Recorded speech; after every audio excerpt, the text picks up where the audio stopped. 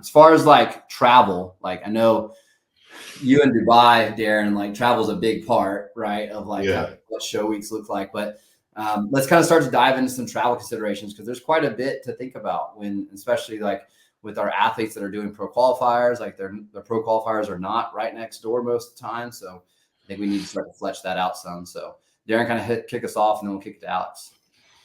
Like when it comes to travel, you've got a number of considerations. You've got the travel itself, the stress it brings on the body, the actual flight times, how people can react to that. And then also you've got if someone is traveling to a different climate, you've got to account for that. If they're traveling to a warmer climate, the water, the sodium's going to change. But I was going to start with just the travel itself, something I've done a lot, and some long flights, both the Olympia and the Arnold, which I did, were like 22 to 24 hours of travel. I treat it as I travel 10 to 14 days away from the show. So I give myself time to acclimatize, give myself time to set up and not have any sort of travel implications affect the look. And then I just use that travel period just to sort of almost deplete. I'll always go just protein fat when I travel and go really high water. I'll go an extra 2 to 3 liters on top of my normal. I'll keep sodium the same, and I'll usually land about 2 or 3 pounds down, and then I just front load a little bit of carbs the next day and sort of start my sort of peak process from there.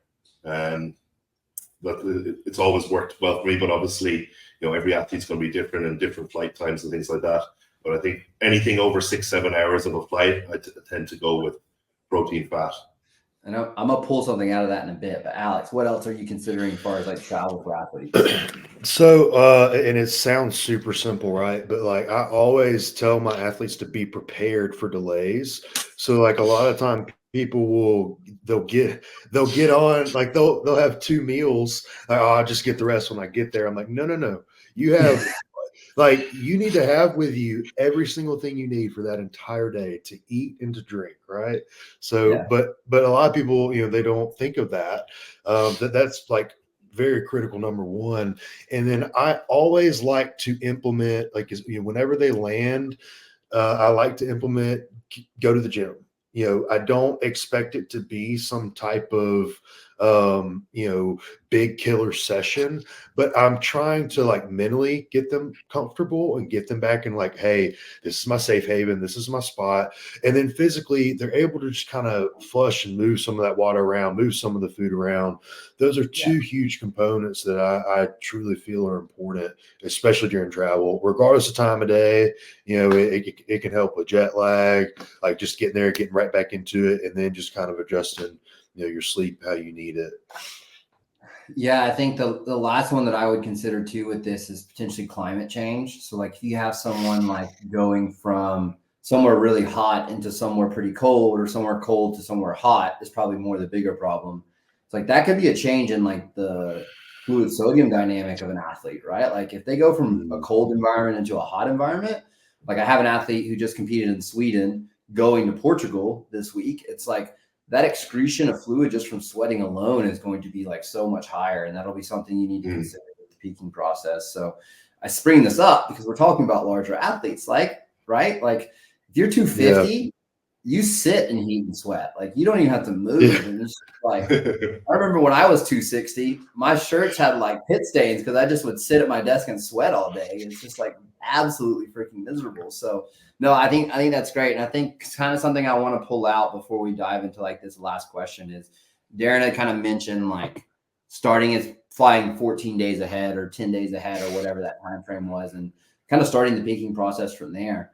I think that's so valuable because peak week's not just peak week, right? Peaking for some of these bigger athletes can take longer. I've had peaks of like linear loading or fatigue drop or whatever that may be with some of these bigger guys be 10, 11, 12 days. So like, have you guys had some like specific cases where that's been the case that you'd like to share, or just thoughts on like starting further than 7 days? I think in general, bigger guys are going to take longer to drop off fatigue, because their bodies endure more. So that's something you have to take in consideration is, if you're prepping a bikini girl, it's generally not going to take as long to drop off the fatigue process compared to, a 250-pound bodybuilder, as you said, like simple, like just take the simple facts. This 250-pound bodybuilder just walking for 15 minutes, the amount of calories they burn, the stress in their body compared to, you know, 100-pound bikini girl.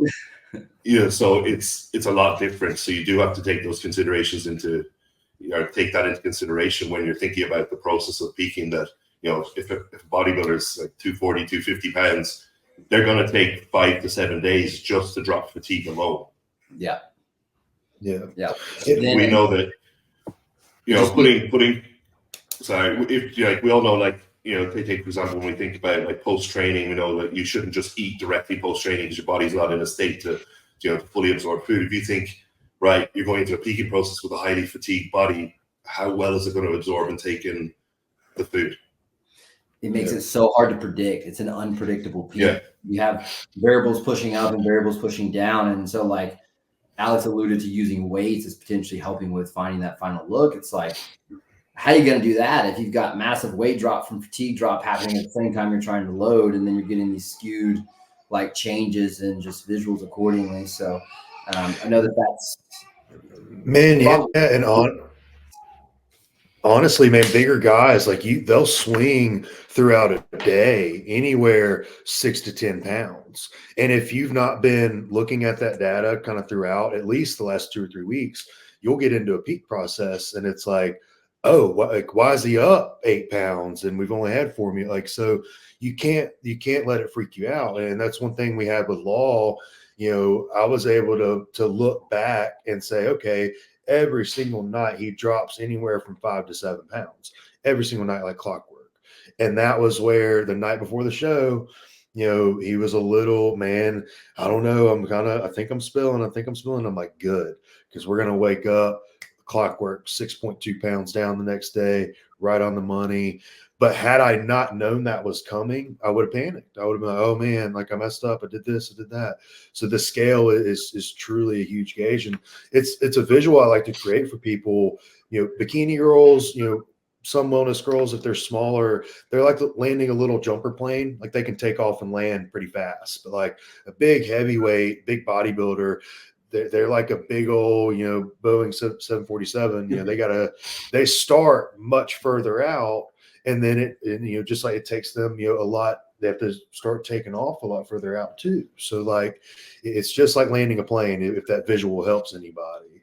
You know, so that's kind of how I like to look at it. People ask me why I put plane emojis next to like peaking processes when it's like, it's the exact like thing, right? Yeah. Like in the plane.